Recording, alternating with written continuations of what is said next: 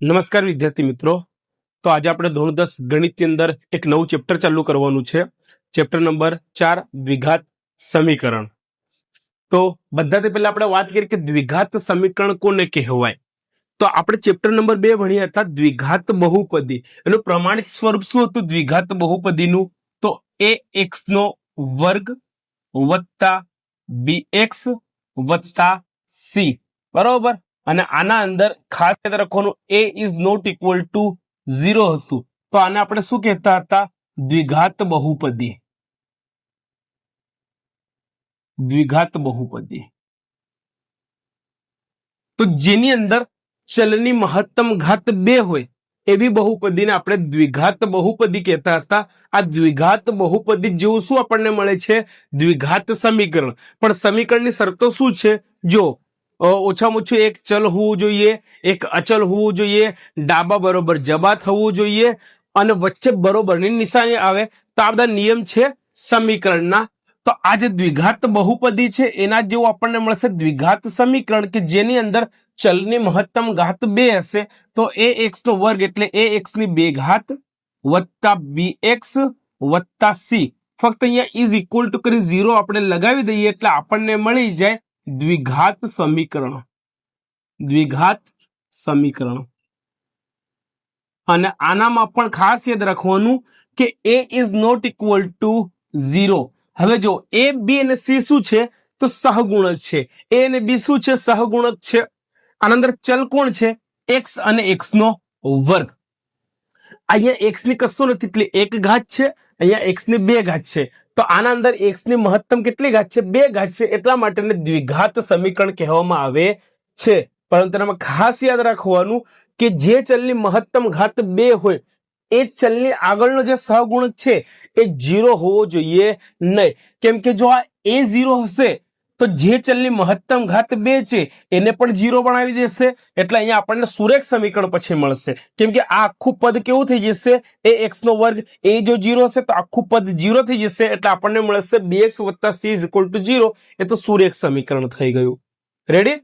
તો યાદ રાખવાનું કે જે ચલની મહત્તમ ઘાત 2 હોય અને બરોબરની નિશાની ના હોય તો એને તો દ્વિઘાત બહુપદી કહેવાય. પણ બરોબરની નિશાની હોય ને બરોબરની પેલી બાજુ આપણે આવી રીતે 0 લગાવી દઈએ તો આપણને પ્રમાણિત સ્વરૂપ મળી જાય દ્વિઘાત સમીકરણનું, જેની અંદર ચલની મહત્તમ ઘાત કેટલી હશે? 2 હશે. કોઈ બી એક ચલની મહત્તમ ઘાત કેટલી હોવી જોઈએ? 2 હોવી જોઈએ. અને એ જે મહત્તમ ઘાત વાળો ચલ હશે, જે 2 ઘાત વાળો ચલ હશે, એની આગળનો જે સહગુણક હોય એટલે કે એ 0 ના હોવો જોઈએ. તો તેને કહેવાશે દ્વિઘાત સમીકરણ. હવે આ જો દ્વિઘાત સમીકરણની વાત કરીએ, હા, અને બીજું a b અને c શું હશે? તે વાસ્તવિક સંખ્યામાંથી આવશે. a b અને c ક્યાંથી આવશે? વાસ્તવિક સંખ્યામાંથી આવશે. અને a is not equal to 0 હોવું જોઈએ, ચલની મહત્તમ ઘાત 2 હોવી જોઈએ, બરોબરની નિશાની હોવી જોઈએ. તો તેને દ્વિઘાત સમીકરણ કહેવામાં આવે છે. આનો ઉપયોગ કઈ રીતે થાય? તો આવી રીતે રોજિંદા જીવનમાં ઘણી બધી સમસ્યાઓ હોય એના પરથી આપણે સમીકરણ બનાવવાનું અને એ સમીકરણનો આપણે ઉકેલ કરશું એટલે કે આ સમસ્યાનો ઉકેલ આપણને મળી જશે. તો આવી રીતે આપણે દ્વિઘાત સમીકરણનો ઉપયોગ કરી શકીએ છીએ રોજિંદા જીવનમાં. શું કહે છે કે એક ધાર્મિક ટ્રસ્ટને 300 ચોરસ મીટર જગ્યામાં જેની લંબાઈ તેની પહોળાઈના બમણા કરતા 1 મીટર વધારે હોય તો એક પ્રાર્થના ખંડ બાંધવો છે. તો તેની લંબાઈ અને પહોળાઈ કેટલી હોવી જોઈએ? જો શું કે છે 300 ચોરસ મીટર જગ્યામાં લંબાઈ અને પહોળાઈ અલગ અલગ છે એટલે કે આપણને લંબચોરસ જોવા મળશે. આવો એક લંબચોરસ પ્રાર્થના ખંડ એમને બનાવવો છે, પ્રેયર હોલ અથવા તો એસેમ્બલી હોલ એને આપણે કહીએ છીએ. અને જગ્યા કેટલી? તો 300 ચોરસ મીટર એટલે ક્ષેત્રફળ કેટલું મળશે આપણને? 300 ચોરસ મીટર અથવા મીટરનો વર્ગ પણ કહેવાય. શું કહે છે બીજું? જેની લંબાઈ તેની પહોળાઈના બમણા કરતા 1 વધારે. ધારો કે આ જે પહોળાઈ છે એ x મીટર છે, તેની લંબાઈ કેટલી હશે? એના બમણા એટલે 2 ગણા કરતા 1 વધારે એટલે 2x વત્તા 1. તો આ થઈ ગઈ પહોળાઈ, આ પહોળાઈ અને આ થઈ ગઈ લંબાઈ. હવે આના પરથી આપણે સમીકરણ બનાવીએ તો શું સમીકરણ બનશે ને પછી જો એનો ઉકેલ કરીએ એટલે આપણને સમસ્યાનો ઉકેલ મળી જાય. ઓકે, તો હવે આપણે આના પરથી એક સમીકરણ બનાવીએ અને એ સમીકરણનો ઉકેલ આપણે જો કરીએ તો આપણને લંબાઈ અને પહોળાઈ મળી જાય કે જો આવો 300 ચોરસ મીટર જગ્યાની અંદર પ્રાર્થના ખંડ બનાવવો હોય તો લંબાઈ અને પહોળાઈ કેટલી હોવી જોઈએ. ચાલો, તો આપણને શું આપ્યું છે? ચોરસ મીટર એટલે ક્ષેત્રફળ આપ્યું છે. તો ક્ષેત્રફળ પણ કોનું? લંબચોરસનું ક્ષેત્રફળ બરોબર આપણને ખબર છે લંબાઈ ગુણ્યા પહોળાઈ થાય L ગુણ્યા B. ક્ષેત્રફળ 300 ચોરસ મીટર આપ્યું છે. લંબાઈ કેટલી છે? 2x વત્તા 1 બમણા કરતા 1 વધારે ગુણ્યા B એટલે કે પહોળાઈ છે x મીટર.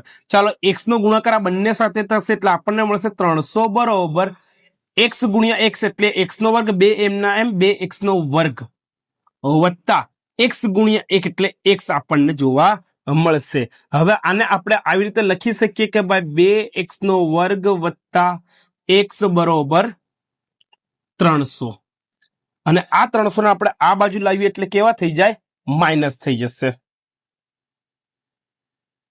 આ 300 ને આપણે હવે આ બાજુ લાવીએ એટલે -300 બરોબર થઈ જશે 0. કેમ? તો આપણે પ્રમાણિત સ્વરૂપ જોઈતું હતું દ્વિઘાત સમીકરણનું, એટલા માટે તો આપણને સરળ પડશે એના સોલ્યુશન કરવામાં. તો 2x નો વર્ગ વત્તા x -300 બરોબર 0. તો આ આપણને મળી ગયું આપણું દ્વિઘાત સમીકરણ. હવે આનો આપણે ઉકેલ કરીએ એટલે આપણને લંબાઈ અને પહોળાઈ મળી જાય કે કેટલી લંબાઈ હોવી જોઈએ ને કેટલી પહોળાઈ હોવી જોઈએ. દ્વિઘાત સમીકરણ આપણને આ મળી ગયું. હવે x આપણને મળશે એટલે x તો પહોળાઈ મળી જશે અને પહોળાઈ જો મળી ગઈ તો પહોળાઈ પરથી 2x વત્તા 1 અહીંયા પહોળાઈની આપણે કિંમત મૂકીએ એટલે આપણને લંબાઈ પણ મળી જાય. તો આવી રીતે પ્રાર્થના ખંડ તૈયાર કરી શકીએ છીએ. તો આવી રીતે દ્વિઘાત સમીકરણનો આપણે રોજિંદા જીવનમાં ઉપયોગ કરી શકીએ છીએ કે સમસ્યા પરથી સમીકરણ બનાવો અને સમીકરણનો ઉકેલ કરો એટલે સમસ્યાનો ઉકેલ આપણને મળી જાય.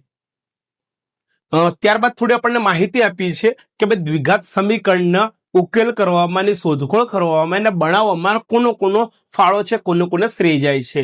તો ઘણા લોકો એવું માને છે કે સૌપ્રથમ બેબીલોન વાસીઓએ દ્વિઘાત સમીકરણનો ઉકેલ મેળવ્યો હતો, પરંતુ ખરેખર એવું નથી. ખરેખર શું હતું કે બે ધન સંખ્યાના સરવાળા અને ગુણાકાર આપેલ હોય તો તે સંખ્યાઓ કેવી રીતે મેળવવી તે એ લોકો જાણતા હતા, એનો ઉકેલ શોધ્યો હતો, ના કે દ્વિઘાત સમીકરણનો. અને ગ્રીક ગણિત શાસ્ત્રી યુક્લિડ બરાબર, યુક્લિડ નામનો ગણિત શાસ્ત્રી છે, ગ્રીકનો છે. તો તે શું કર્યું હતું? લંબાઈ શોધવાની ભૌમિતિક પદ્ધતિ વિકસાવી હતી. પરંતુ દ્વિઘાત સમીકરણને ઉકેલવાનો શ્રેય કોને જાય છે? આપણને એટલે કોણને? ધોરણ 10 ના વિદ્યાર્થીઓને ના, આપણને એટલે કે ભારતવાસીઓને જાય છે. ત્યારબાદ બ્રહ્મગુપ્તની વાત કરીએ તો ax ની 2 ઘાત વત્તા 2x બરોબર c ને ઉકેલવાનું સૂત્ર કોઈ આપ્યું હતું? તો બ્રહ્મગુપ્તે આપ્યું હતું, યાદ રાખવાનું છે.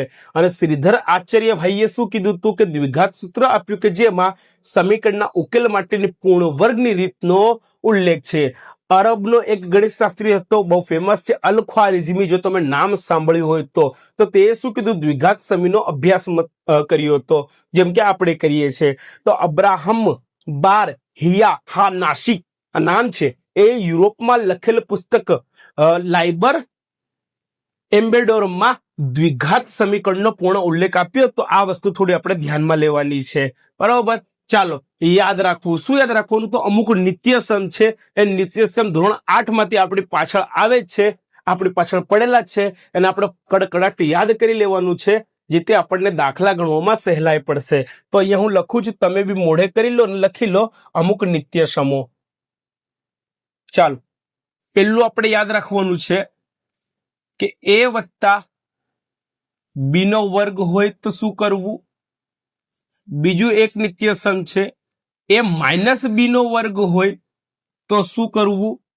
ત્રીજું એક નિત્યસમ છે a વત્તા b નો ઘન હોય તો શું કરવું? અને ચોથું એક નિત્યસમ છે a માઇનસ b નો ઘન હોય તો શું કરવું? અને પાંચમું એક નિત્યસમ છે a વર્ગ માઇનસ b વર્ગ આપેલ હોય તો શું કરવું? ચાલો, તો a વત્તા b વર્ગ આપણને આપ્યો હોય તો સિમ્પલી યાદ રાખવાનું, પેલા a નો વર્ગ લઈ લો અને પ્લસની નિશાની અને છેલ્લે લઈ લો b નો વર્ગ. આટલું આવડે? હા. પ્રથમ જે આપણને આપ્યું છે પ્રથમ સંખ્યા નો વર્ગ અને બીજી સંખ્યાનો વર્ગ, બીજા પદનો વર્ગ. ત્યારબાદ શું કરવાનું? અહીંયા 2 મૂકવાનું, 2 ગુણ્યા પ્રથમ સંખ્યા ગુણ્યા બીજી સંખ્યા, 2 ગુણ્યા a ગુણ્યા બી. બસ, તો આ આપણને મળી ગયું નિત્યસમ, આપણું તૈયાર થઈ ગયું. રેડી? પરંતુ a માઇનસ બી નો વર્ગ આપ્યો હોય તો યાદ રાખવાનું કે અહીંયા a નો વર્ગ આવશે. બરોબર. ત્યારબાદ અહીંયા માઇનસ ની નિશાની આવશે. બે એમના એમ, એ બી એમનું એમ, બી બી એમનું એમ, ને અહીંયા પાર્ટ પ્લસ બી નો વર્ગ કરી દેવાનું. ફક્ત અહીંયા માઇનસ ની નિશાની આવશે. એ વત્તા બી નો ઘન આપ્યો તો શું કરવાનું? એ નો ઘન મૂકી દેવાનો, અને છેલ્લે બીજું જે પદ છે એટલે બી નો ઘન મૂકી દેવાનો. હવે શું કરવાનું? અહીંયા પ્લસ ની નિશાની કરી દેવાની, અહીંયા 3 મૂકી દેવાના. સેમ ટુ સેમ અહીંયા પ્લસ કરીને અહીંયા બી 3 મૂકી દેવાના. ચાલો, પ્રથમ સંખ્યા કોણ છે? એ છે. પ્રથમ પદ એ નો વર્ગ, બી એમ ના એમ, ત્યારબાદ એ એમ ના એમ, અને અહીંયા બી નો વર્ગ મૂકી દેવાનું. તો આવી રીતે આપણું નિત્યસમ તૈયાર થઈ જશે. હવે માઇનસ ની નિશાની હોય તો શું કરવાનું? એ માઇનસ બી નો ઘન હોય તો શું કરવાનું? બસ આનામાં બી ધ્યાન રાખવાનું છે આપણે. ચાલો, એ નો ઘન કરી દેવાનું, અહીંયા માઇનસ ની નિશાની કરી દેવાની. ચાલો, એવી રીતે અહીંયા માઇનસ ની નિશાની અને બી નો ઘન કરી દેવાનું. બાકી બધું જ પ્લસમાં આવશે. ચાલો, બાકી બધું જ એમનું એમ શું છે? અહીંયા 3 એ વર્ગ બી પ્લસ 3 એ અને બી વર્ગ આવશે. હવે એ વર્ગ માઇનસ બી વર્ગ આપ્યો હોય તો શું કરવાનું? તો એક વાર ગુણાકાર, અરે એક વાર સરવાળો અને એક વાર બાદબાકી, એટલે કે એ પ્લસ બી ગુણ્યા એ માઇનસ બી. તો આ 5 અગત્યના નિત્યસમ છે, એ લખી લો અને મોઢે કરી લો.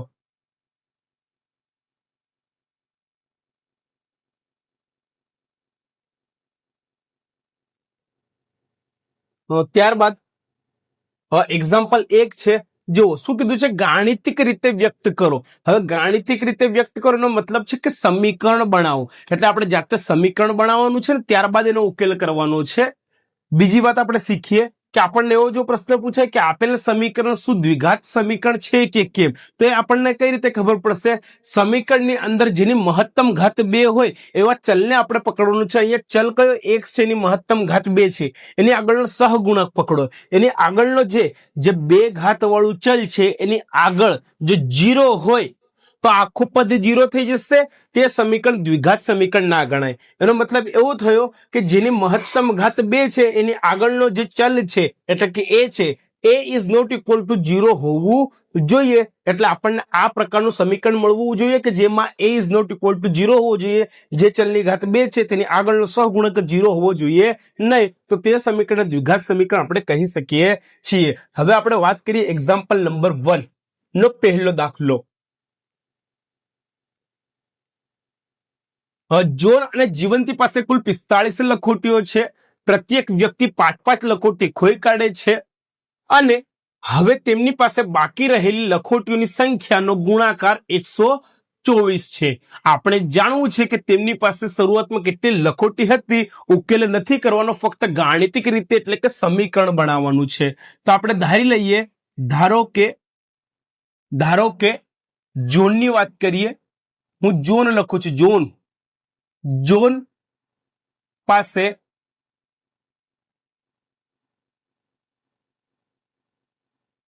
લખોટીની સંખ્યા બરોબર x છે. બરાબર, જોન પાસે x છે અને જીવંતી પાસે લખોટીની સંખ્યા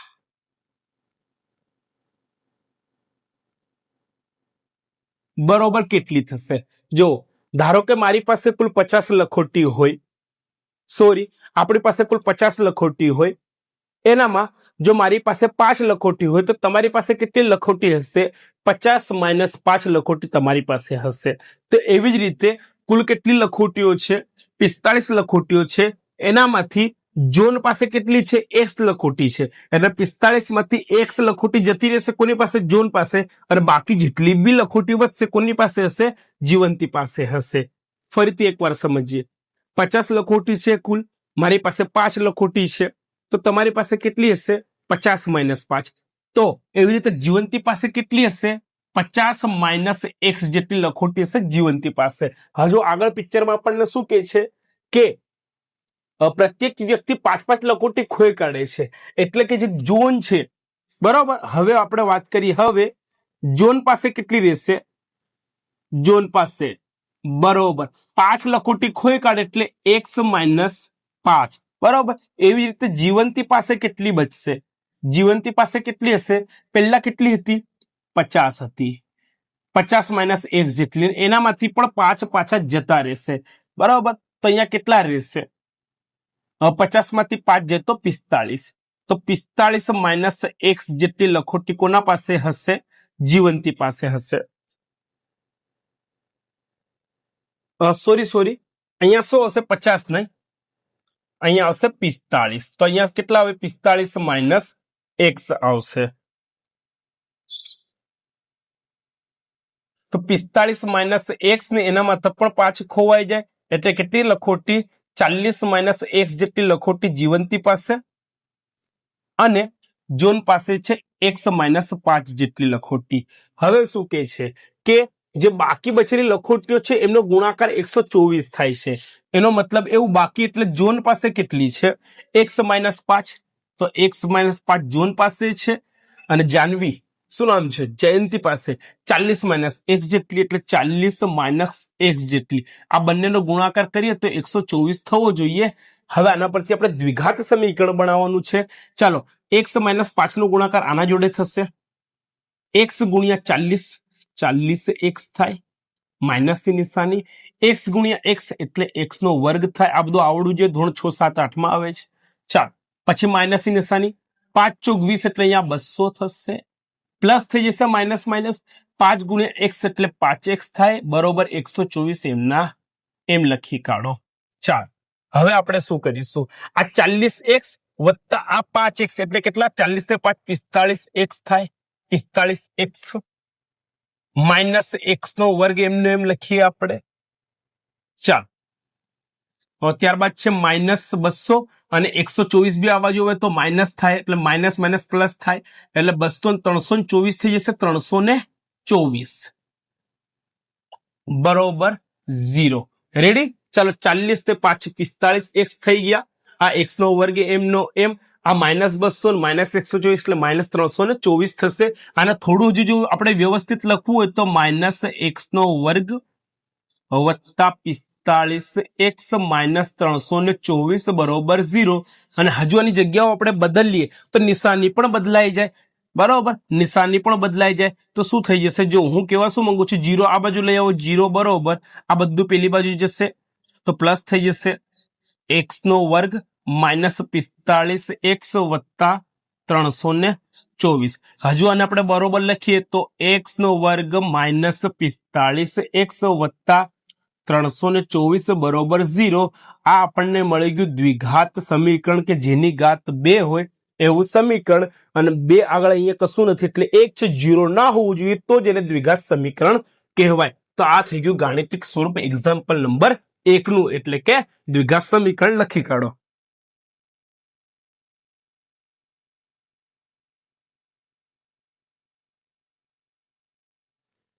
ત્યારબાદ એક્ઝામ્પલ નંબર 1 નો બીજો દાખલો.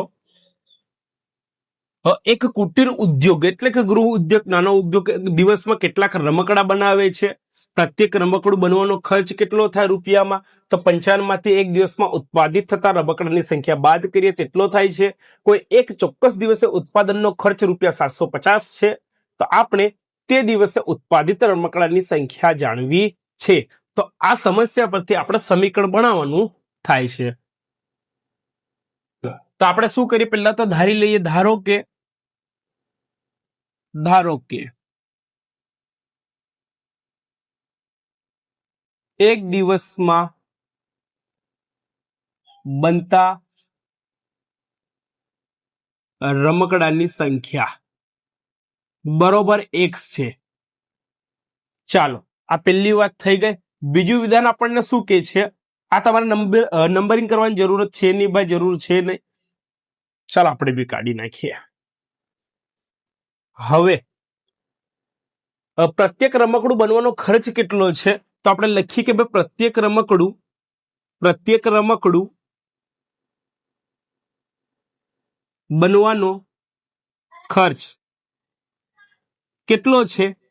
તો 55 માંથી એક દિવસમાં જો 55 માંથી બાદ કરવાના છે શું એક દિવસમાં બનતા રમકડા એક દિવસમાં કેટલા રમકડા બને છે x તો x આપણે બાદ કરી નાખવાનું તો આ આપણને મળી ગયું હવે વાત કરીએ આપણે કે એક દિવસમાં જેટલા રમકડા બને છે એનો ખર્ચ કેટલો થાય બરાબર કોઈ એક ચોક્કસ દિવસે ઉત્પાદન ખર્ચ 750 છે બરાબર ચાલો તો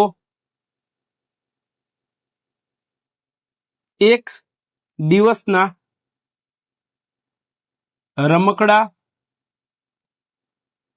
બનવાનો ખર્ચ બરોબર ચાલો એક દિવસમાં કેટલા રમકડા બને છે x રમકડા બને છે ગુણ્યા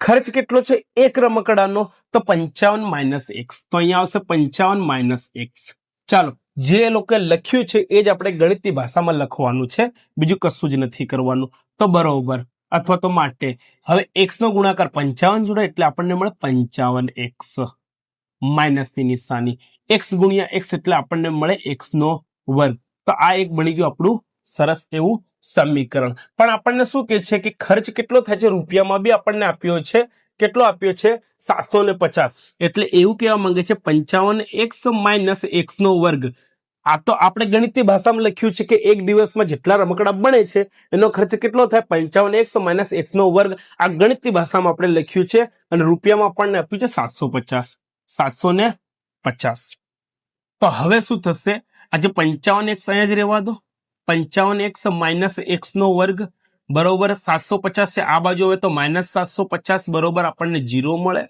હજુ આપણે આને વ્યવસ્થિત લખવું હોય તો માઇનસ x નો વર્ગને આગળ લઈ આવો ત્યારબાદ શું છે 55x પ્લસ 55x માઇનસ 750 બરોબર 0 અને આપણે જો જગ્યાઓ બદલીએ તો આપણને મળે x નો વર્ગ આ પ્લસ થઈ જશે જગ્યા બદલીએ એટલે x નો વર્ગ આ પ્લસ થઈ ગયો આ પ્લસ છે તો માઇનસ થઈ જશે 55x અને આ બી માઇનસ છે તો પ્લસ થઈ જશે 750 બરોબર 0 આ મળી ગયું આપણને દ્વિઘાત સમીકરણ જો મહત્તમ ઘાત x ની કેટલી છે 2 છે એની આગળ કશું એટલે 1 છે એટલે a is not equal to 0 છે આનો હવે આપણે જો ઉકેલ કરીએ જવાબ લાવીએ x નો જો જવાબ લાવીએ એટલે આપણને જે પૂછ્યું છે કે તે દિવસે ઉત્પાદિત રમકડાની સંખ્યા તે આપણને મળી જાય રેડી તો આ લખી લો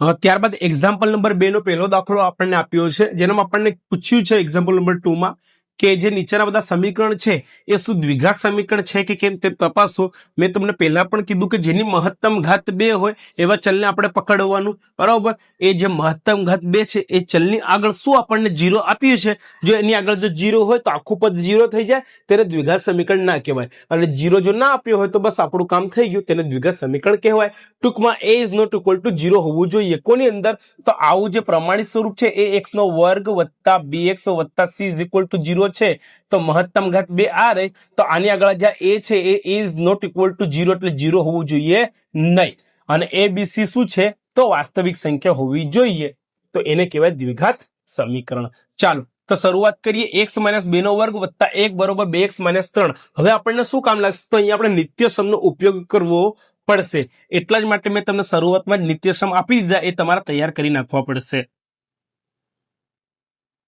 શું છે આપણી પાસે તો કૌંસની અંદર x નો વર્ગ કૌંસમાં x - 2 નો વર્ગ વત્તા 1 બરોબર 2x - 3 છે ચાલો સાદું રૂપ આપીએ તો માટે આ x - 2 નો વર્ગ કોના જેવો લાગે છે તો આપણે અહીંયા એક નિત્યસમનો ઉપયોગ કરવો પડશે કે a વત્તા b નો વર્ગ a વત્તા b નો વર્ગ બરોબર પ્રથમ સંખ્યાનો વર્ગ a વર્ગ વત્તા 2 ગુણ્યા 1 ગુણ્યા b વત્તા b નો વર્ગ નો ઉપયોગ કરતા આવું લખી નાખવાનું એટલે ભૂલ ના પડે ચાલો અથવા તેને કૌંસમાં આપણે લખીએ તોય ચાલે ના લખીએ તોય ચાલે ચાલો તો હવે શું કરીએ આપણે આનો ઉપયોગ કરીએ તો માટે ચાલો a વત્તા b નો વર્ગમાં શું છે તો પ્રથમ સંખ્યાનો વર્ગ એટલે અહીંયા પ્રથમ સંખ્યા x છે એટલે x નો વર્ગ આપણને મળશે ત્યારબાદ અહીંયા પણ માઇનસની નિશાની છે સોરી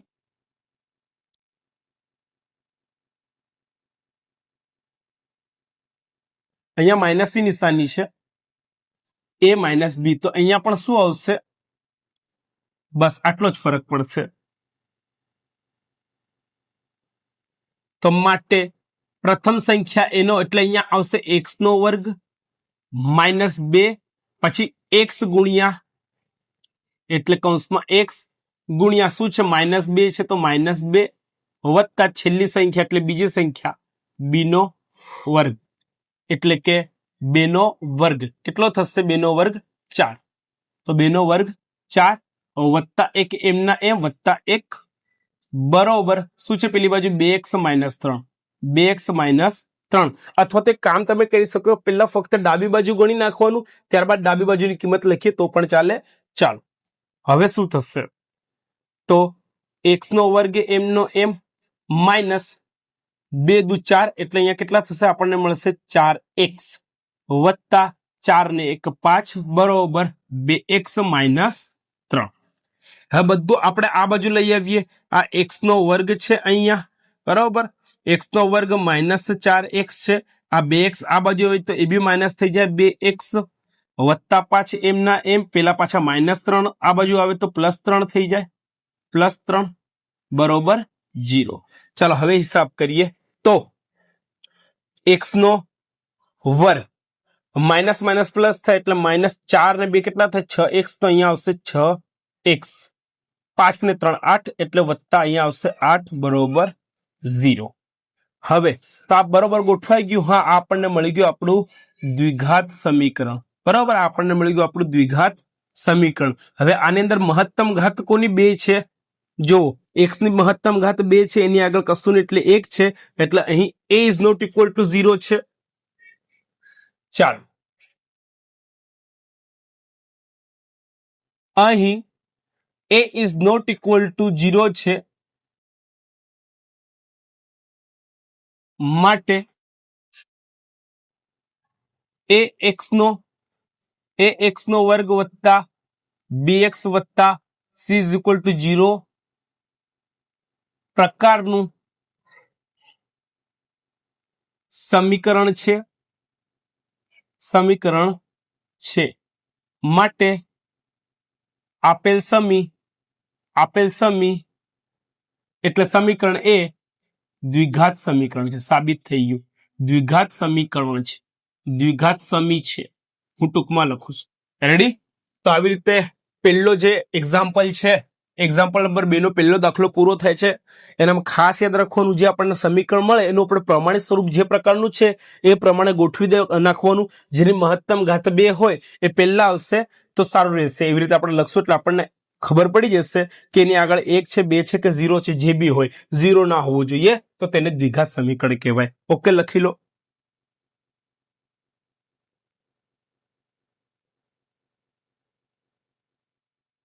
ત્યારબાદ એક્ઝામ્પલ નંબર 2 ની અંદર બીજો દાખલો આપણને આપ્યો છે કે x into x plus 1 plus 8 is equal two x plus 2 into x minus 2.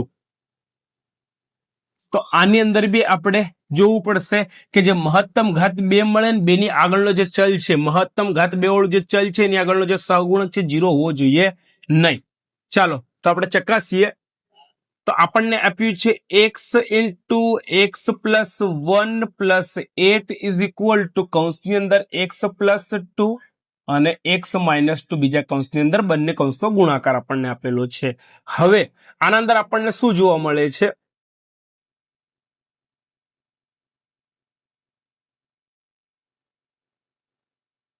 ચાલો તો આના અંદર આપણે કયા નિત્યસમનો ઉપયોગ થશે?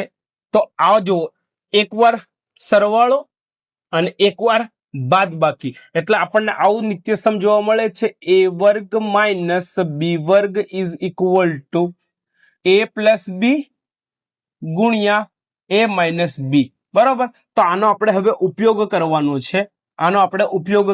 છે.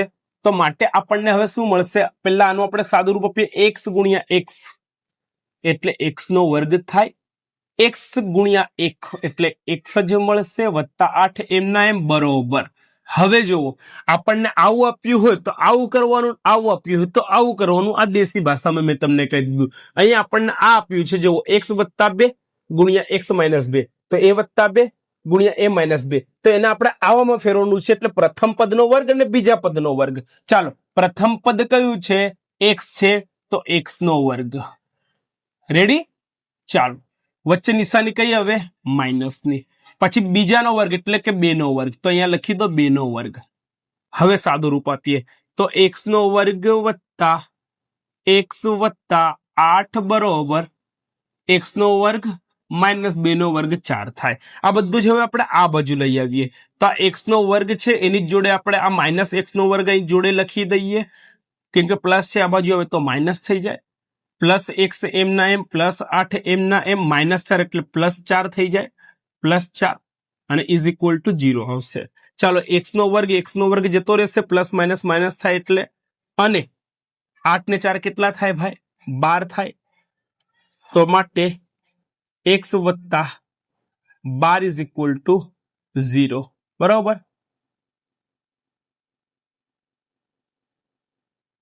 હા, તો x વત્તા 12 ઇઝ ઇક્વલ ટુ 0 આપણને મળે છે. અહીંયા જો ચલની મહત્તમ ઘાત આપણે કેટલી હોવી જોઈએ? 2 હોવી જોઈએ, પણ ચલની મહત્તમ ઘાત તો આપણને એક જ મળે છે. અહીં ચલની મહત્તમ ઘાત એક જ મળે છે. a is not equal to 0 ની વાત તો બાજુમાં રહી, ચલની મહત્તમ ઘાત જ એક મળે છે, માટે ax નો વર્ગ વત્તા bx વત્તા c ઇઝ ઇક્વલ ટુ 0 પ્રકારનું સમી નથી.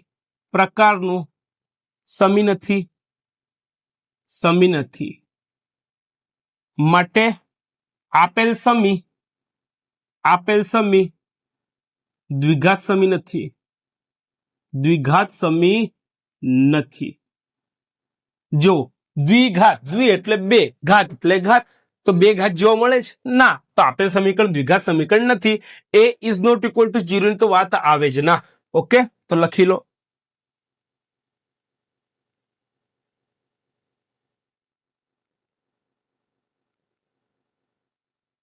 ત્યારબાદ એક્ઝામ્પલ નંબર 2 નો ત્રીજો દાખલો કે x ઇન્ટુ 2x પ્લસ 3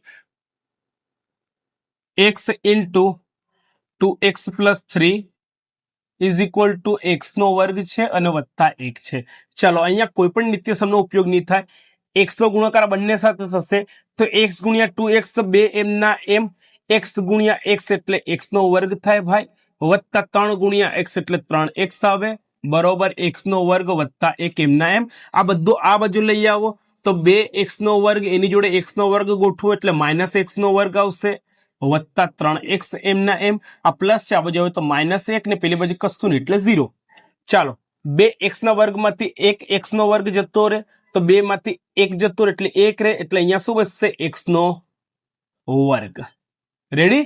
ચાલો, વત્તા શું આપણને આપ્યું છે? 3x, તો વત્તા 3x માઇનસ 1 બરોબર 0. બસ, તો આપણને આપણું સમીકરણ મળી ગયું, દ્વિઘાત સમીકરણ. x નો વર્ગ વત્તા 3x માઇનસ 1 બરોબર 0. તો હવે શું લખીશું આપણે કે અહીં જો x ની મહત્તમ ઘાત 2 છે, એની આગળ કશું નહીં એટલે 1 છે, એટલે અહીં a is not equal to 0. તો માટે ax નો વર્ગ વત્તા bx વત્તા c ઇઝ ઇક્વલ ટુ 0. આ દ્વિઘાત સમીકરણનું પ્રમાણિત સ્વરૂપ છે. તો આ પ્રકારનું આપણને સમીકરણ મળે છે,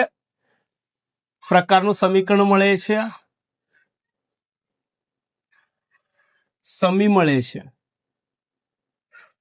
અથવા એ પ્રકારનું સમીકરણ છે. તો માટે આપેલ સમી દ્વિઘાત સમી છે.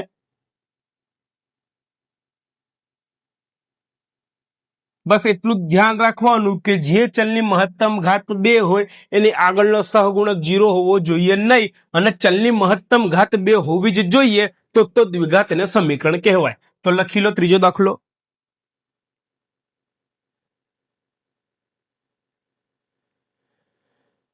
ત્યારબાદ એક્ઝામ્પલ નંબર 2 નો છેલ્લો દાખલો આપણને આપેલો છે કે x વત્તા 2 નો ઘન બરોબર x નો ઘન માઇનસ 4. ચાલો, અહીંયા કયા નિત્યસમનો ઉપયોગ થશે? તો અહીં એ વત્તા બી નો ઘન. જો આ પદ આવું દેખાય છે, એ વત્તા બી ના ઘન જેવું. હવે આપણે જો આને છૂટા પાડીએ તો એ વત્તા બી નો ઘન બરોબર, હું અહીંયા લખું છું તો જ માસે એ વત્તા બી નો ઘન બરોબર શું થશે? તો પ્રથમ સંખ્યા પ્રથમ પદનો ઘન અને અહીંયા શું છેલ્લે આવશે? છેલ્લા પદનો ઘન એટલે કે બી નો ઘન. ત્યારબાદ અહીંયા પ્લસની નિશાની કરી દો, હે ને? ના, અહીંયા બી પ્લસની નિશાની કરી દો. અહીંયા 3 મૂકો, અહીંયા પણ 3 મૂકો. અહીંયા પ્રથમ પદ એ નો વર્ગ કરો, પછી બી મૂકો, અહીંયા એ એમના એમ રહેવા દો ને બી નો વર્ગ કરો. બસ આ છૂટા પડી ગયા. બસ આનો આપણે ઉપયોગ કરવાનો છે. હવે આપણે શું કરીશું? તો આ જે નિત્યસમ છે એનો આપણે ઉપયોગ કરીએ. તો બધાથી પહેલા એ નો ઘન એટલે પ્રથમ સંખ્યાનો ઘન એટલે એક્સ નો ઘન લખો, એક્સ નો ઘન વત્તા 3 એમ ના એમ પ્રથમ સંખ્યાનો વર્ગ એટલે અહીંયા આવશે એક્સ નો વર્ગ અને બી એમનો એમ ગુણ્યા બી. તો બી તરીકે અહીંયા શું છે? બીજું પદ કયું છે? 2 છે એટલે કૌંસમાં આપણે 2 લખી દો વત્તા 3 એમ ના એમ એ એટલે પ્રથમ પદ એક્સ એમનું એમ અને બી નો વર્ગ બીજો પદ કેટલું છે? 2 છે અને 2 નો વર્ગ અહીંયા લખી દઈએ આપણે 4. 2 નો વર્ગ ડાયરેક્ટ લખી દઈએ 4 વત્તા બી એટલે બીજી સંખ્યાનો ઘન. તો બીજી સંખ્યા આપણને કઈ આપેલી છે? 2. 2 દુ 4 દુ 8 થશે. અહીંયા આવી જશે 8 અને બરોબર જમણી બાજુ શું છે? એક્સ નો ઘન -4 એમના એમ લખો. ચાલો, તો એક્સ નો ઘન વત્તા 3 દુ 6 એક્સ નો વર્ગ આપણને અહીં મળશે વત્તા 4 તરી 12 એક્સ આપણને મળશે વત્તા 8 એમના એમ અને આ બધું જ આ બાજુ આપણે જો લાવવું હોય તો આપણે શું કરવું પડશે? ચાલો, એક્સ નો ઘન -4 લખી. હવે આ બાજુ લઈ આવીએ ડાબી બાજુ. તો એક્સ ના ઘન જોડે એક્સ નો ઘન ફિટ કરો. એક્સ નો ઘન માઇનસ એક્સ નો ઘન એક્સ નો ઘન કઈ આવ્યો? અહીં પ્લસ હતો, આ બાજુ તો માઇનસ થઈ જાય. બધું એમનું એમ 6 એક્સ નો વર્ગ વત્તા 12 એક્સ વત્તા 8 -4 આ બાજુ હવે તો +4 થઈ જાય બરોબર. પેલી બાજુ કશું ને એટલે 0 વચ્ચે. ચાલો હવે કરીએ હિસાબ. એક્સ નો ઘન જતો રહેશે, પ્લસ માઇનસ માઇનસ થાય, બચે શું? 6 એક્સ નો વર્ગ વત્તા 12 એક્સ વત્તા 8 ને 4 12 બરોબર 0. બસ એ એક્સ નો વર્ગ બી એક્સ વત્તા સી ઇઝ ઇક્વલ ટુ 0 જેવું આ સમીકરણ દેખાય છે? હા, દેખાય છે કે જેની અંદર ચલની મહત્તમ ઘાત 2 આ રે, એક્સ ની મહત્તમ ઘાત એની આગળ કેટલા 0 છે? ના, એની આગળ શું છે? એ ઇઝ ઇક્વલ ટુ 6 છે, હે ને? In short a is not equal to 0 છે. 0 નથી, કેટલા છે? 6 છે. એટલે આપેલ સમીકરણ દ્વિઘાત સમીકરણ છે. It's over. ચાલો, અહીં a is not equal to 0 છે માટે એ એક્સ નો વર્ગ વત્તા બી એક્સ વત્તા સી ઇઝ ઇક્વલ ટુ 0 પ્રકારનું સમી છે. માટે આપેલ સમી દ્વિઘાત સમી છે. તો અહીં આપણે બંને એક્ઝામ્પલ પૂરા થાય છે. એક હતું ગાણિતિક સ્વરૂપ આપવાનું કે એને આપણે ટૂંકમાં ગાણિતિક સ્વરૂપ એટલે સમીકરણ બનાવવાનું હતું અને એના પછી આ જે સમીકરણ હતું એ દ્વિઘાત સમીકરણ છે કે નહીં તેની ચકાસણી કરવાની હતી. એનામાં આપણને ખબર છે દ્વિઘાત સમીકરણનું પ્રમાણિત સ્વરૂપ આવું હોય કે જેની મહત્તમ ઘાત 2 હોય એવા ચલની આગળ જોવાનું કે 0 છે કે નહીં. જો 0 ના હોય તો કામ આપણું થઈ ગયું. અને હા, યાદ રાખવાનું ચલની મહત્તમ ઘાત 2 હોવી જ જોઈએ, ડાબા બરાબર જબા થવું જોઈએ બરાબર. એ નિશાની હોય તેને આપણે દ્વિઘાત સમીકરણ કહેવાય. તો આ લખી લો.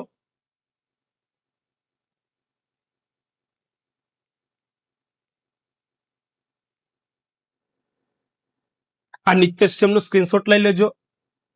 5 નિત્યસમ છે, યાદ કરી લેવાના.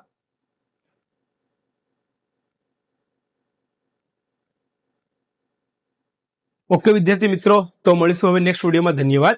જય હિન્દ.